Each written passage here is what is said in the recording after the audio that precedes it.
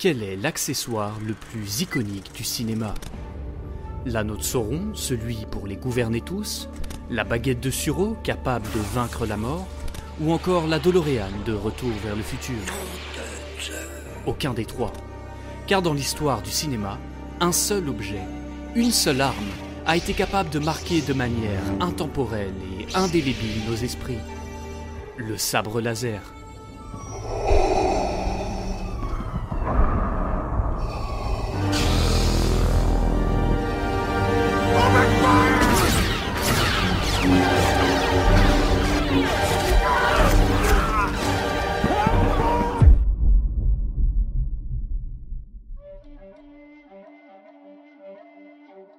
En 1975, la science-fiction est au point mort.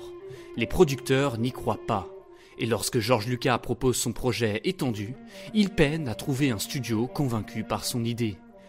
Le réalisateur finit par obtenir l'accord de Century Fox et un budget extrêmement serré de 11 millions de dollars seulement pour développer sur grand écran les prémices du géant que deviendra la guerre des étoiles. It's about good and evil, what makes a hero, what's friendship, the idea of sacrificing yourself for something larger. They're all really basic things. They say, well, you don't have to make a movie about it. No, this is what we believe in. Star Wars, c'est un univers immense, riche en diversité, en races extraterrestres et en technologies futuristes. On parle de vaisseaux dans l'espace, de combats intergalactiques et de la Force. Une énergie cosmique présente partout, invisible mais manipulable par les élus. Star Wars, c'est une idée, un rêve, un futur ou un passé, mais surtout une promesse. Vous en aurez plein les yeux. Et au milieu de ces étoiles, de ces milieux d'espèces conscientes et de ces planètes exotiques, on va retrouver un élément capital, au centre de tout, au centre des conflits et des enjeux politiques, les Jedi. Et c'est là que réside le génie de George Lucas.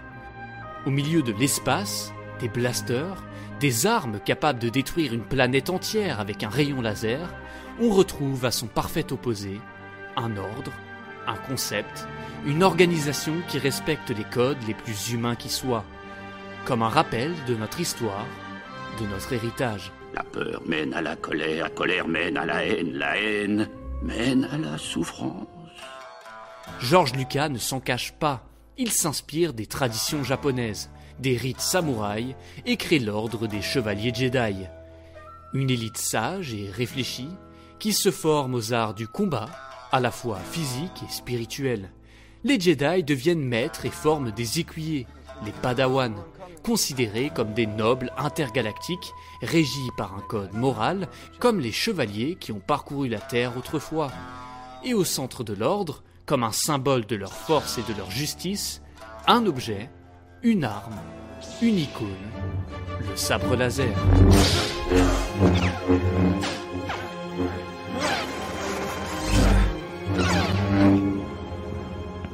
Et dans un monde où la technologie et les combats sont futuristes, rien n'est plus humain et plus parlant pour le public qu'un affrontement à l'épée. Un duel, un face-à-face, une proximité avec son adversaire, un danger imminent, une défense sensorielle et mortelle. Le combat au sabre n'est pas malicieux, lâche ou malhonnête, c'est un art à travers lequel le meilleur gagne, pas uniquement par la force, mais par la technique, la sagesse et l'entraînement. Un vaisseau spatial ou un blaster, c'est impressionnant, ça fait même rêver, mais c'est trop éloigné, trop difficile à concevoir dans nos esprits. Alors qu'un sabre, on peut l'imaginer, l'identifier, le manipuler et comprendre les sensations qu'elle nous apporte en main. Donner un bâton à un enfant de 4 ans et il sait ce que c'est que d'être un chevalier. Et Star Wars nous rappelle ce désir, cette envie, ce retour aux sources, pas seulement par l'épée du soldat ou le katana du samouraï, non, par une arme épique, presque magique et légendaire, une représentation du futur et de la grandeur de l'univers. Une arme unique, identifiable par tous, en une fraction de seconde. Un sabre laser.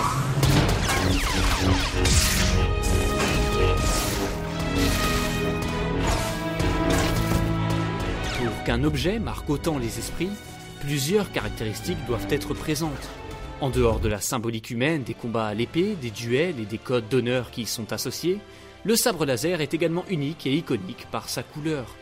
Comme son nom l'indique, le sabre est un laser, brillant, éclatant et plein de pouvoirs vibrants. Le visuel est fort, évident, même pour un enfant.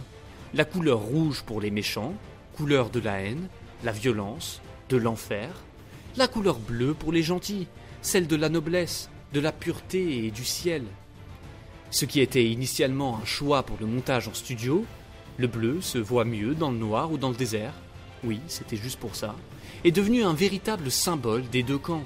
L'ordre contre le chaos, le bien contre le mal, les Sith ou les Jedi, bleu ou rouge, deux couleurs primaires, deux contrastes, deux visions. Le vert, lui, apparaît bien plus tard, dans le retour du Jedi, pour une meilleure visibilité à l'écran. C'est ensuite devenu un élément pour différencier les chevaliers Jedi sages des Jedi guerriers. Et le mauve, parce que... Samuel L. Jackson. Good guys are green and blue, bad guys are red. That's just the way it works. Go purple left. You might get purple. Mais la mémoire n'est pas que visuelle. Nos souvenirs, notre imagination fonctionnent également par l'audition. Et le son du sabre laser est une signature à lui tout seul. Un interrupteur, un son pour annoncer le combat, comme un avertissement pour ce qui s'apprête à se passer. Un bruit de choc quand les sabres se touchent en plein combat, un halo de lumière, une vibration mystique pour représenter la puissance contenue dans le cristal, comme une énergie, une aura supérieure. Cette arme avait tout pour réussir, tout pour marquer les esprits, dominer la culture populaire. Star Wars avait déjà toutes les cartes en main pour faire de cet accessoire un héritage pour l'histoire.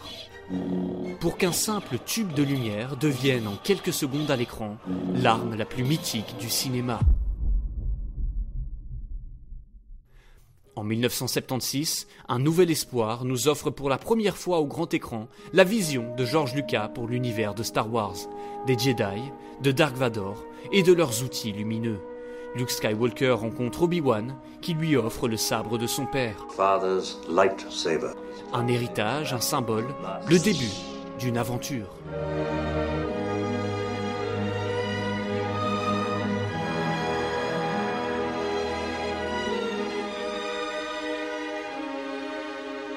Mais les moyens du film étaient faibles, il fallait être inventif, créatif. Le manche du laser est constitué à la base de celui d'une caméra pour créer un look vintage. On bricole une tige avec du scotch rétro-réfléchissant pour créer les effets lumineux. Et en effet sonore, on se base sur la combinaison du bruit d'un projecteur de film et d'un téléviseur. On the campus of USC, I was a projectionist, and when you turn the projectors on, they hummed. I thought that was kind of a magical musical sound, and I recorded that motor hum, and later I added a buzzing sound from the back of my television set, and that became the basis for all the On modifie l'éclairage en post-production, et on a nos premiers sabres laser à l'écran. Ils sont fragiles, peu pratiques et coûteux à produire. Les duels sont donc lents, à deux mains, car les objets sont trop lourds à porter, une pâle imitation des affrontements de samouraïs.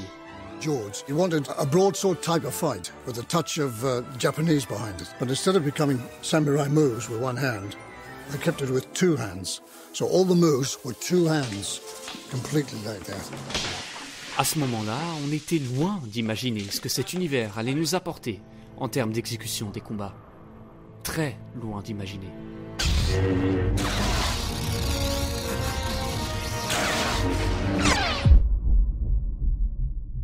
Dans le second volet, les combats s'améliorent. Luke contre son père. Oups, spoiler. Les mouvements à une main apparaissent et les chorégraphies se dynamisent. Meilleur matériel et meilleure post-production.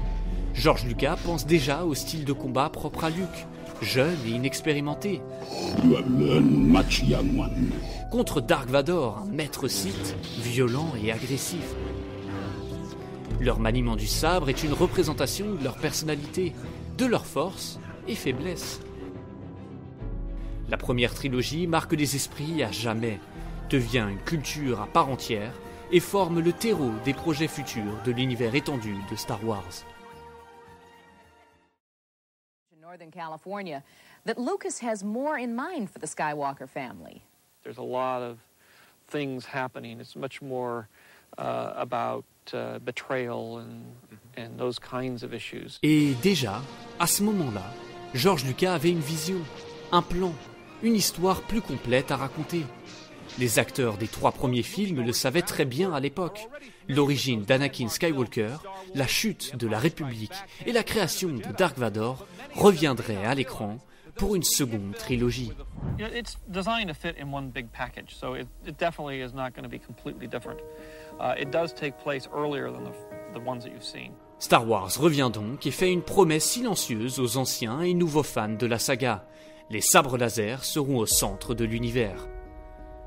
16 ans plus tard, la menace fantôme est enfin prête à nous faire de nouveau rêver.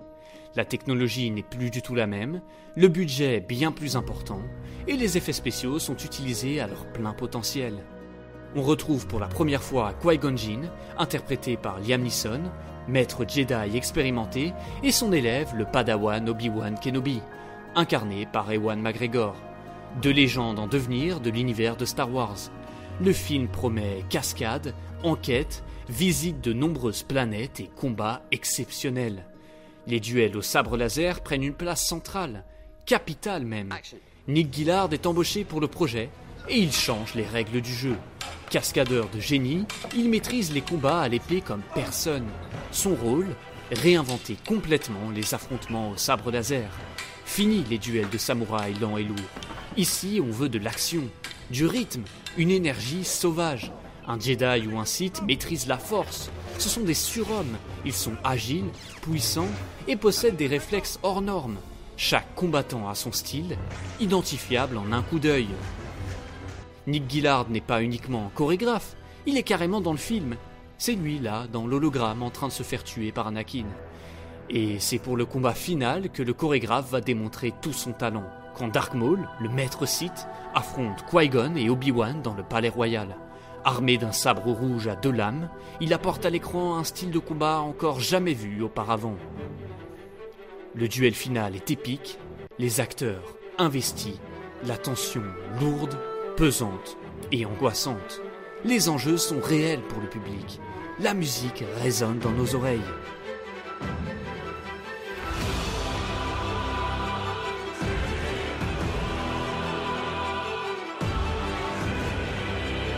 Et alors qu'on pensait avoir atteint le sommet des duels de Jedi contre Sith, un nouvel acteur fait son entrée sur scène. Un homme qui va encore élever la barre, déjà haute, beaucoup plus haut, pour la mise en scène des combats. Un performeur qui va s'investir corps et âme dans son personnage, pour représenter au mieux le plus grand des Jedi, et le plus grand futur vilain de l'histoire du cinéma, Hayden Christensen, alias Anakin Skywalker. Et pourtant, ce n'était pas gagné pour lui. George Lucas est doué dans de nombreux domaines, mais survole aussi des points clés dans un film. Les dialogues sont parfois plats, voire ridicules. I don't like sound. La montée en puissance et l'écriture d'Anakin empêchent parfois le public de comprendre ses motivations. Believe me, I wish that I could just wish away my feelings. But I can't. Et sa relation avec Padmé manque de profondeur. You're so beautiful. It's only because I'm so in love. No. No, it's because I'm so in love with you. Hayden se fait détruire par les critiques et Internet n'est pas là pour défendre les qualités de son travail. Mais Christensen s'investit, comme personne. Il s'entraîne, comme un fou. Il cherche à comprendre, à maîtriser, plus que tout autre, le style de combat de son personnage. À cette époque, les matériaux pour les sabres laser sont très légers et souples. La manipulation des acteurs est exceptionnelle. C'est fluide, rapide, parfois trop rapide.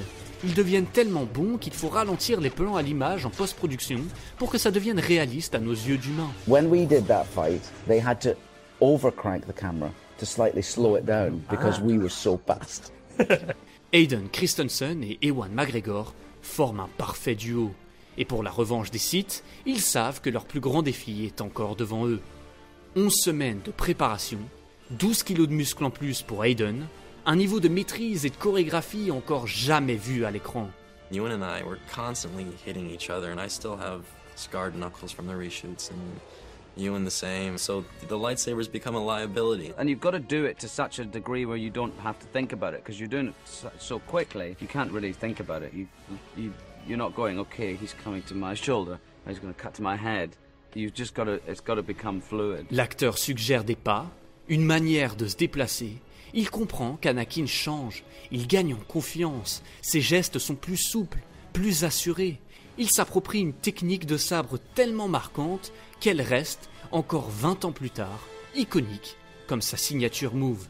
Hayden developed one which is a spin behind the back and then in front. If you saw it, you'd recognize it, and I never quite mastered it back in the prequel days, because it was like Hayden's signature move. Le duel sur Mustafar va durer 12 minutes.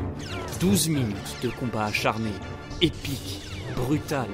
12 minutes qui vont marquer l'histoire du cinéma à tout jamais. Tu étais l'élu, c'était toi! La prophétie voulait que tu détruises les Sith, pas que tu deviennes comme eux! On est au sommet de Star Wars. En tout cas, en ce qui concerne les sabres laser. Après la trilogie, Star Wars ne meurt pas. Bien au contraire, les projets sont nombreux, les Jedi refont leur apparition, certains projets sont bons, d'autres moins bons, d'autres diacolites. She's a powerful leader. Yes, yes. Les sabres laser restent à l'esprit des fans, mais n'arrivent plus à marquer autant les écrans. Pourtant, dans Rogue One, il suffit d'une apparition en fin de film, une scène, un son, une couleur et une ambiance. Tout nous revient, l'excitation et la peur. Un rappel du symbole de la puissance qu'étaient les Jedi et les Sith. De quoi raviver quelques souvenirs de l'ère de gloire des sabres laser.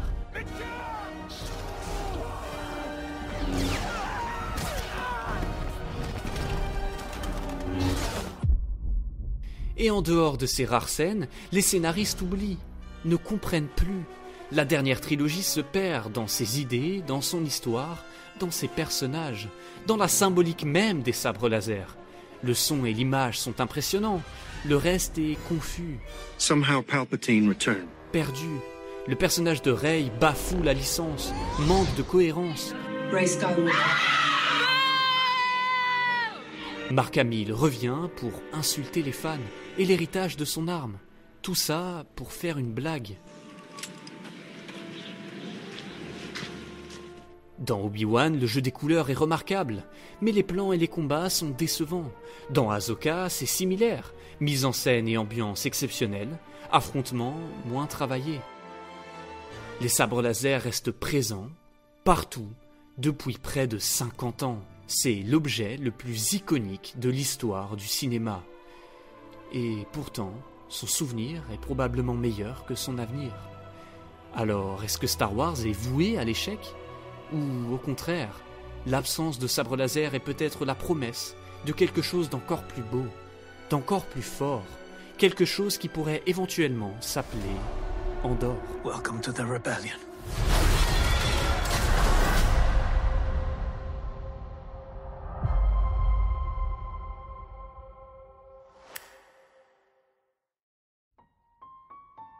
C'est la fin de cette vidéo qui m'a pris un bon moment à mettre sur pied. Merci d'avoir été jusqu'au bout parce que, comme d'habitude, vous vous en doutez, elle n'est pas monétisable. Alors si vous voulez me soutenir, c'est simple, un abonnement, un like, un commentaire. Ça m'aide vraiment à continuer à vous sortir du contenu toujours meilleur et je vous promets que la prochaine vidéo arrive plus vite que vous ne le pensez. Petit indice, ça parle d'un certain grand monsieur, chauve.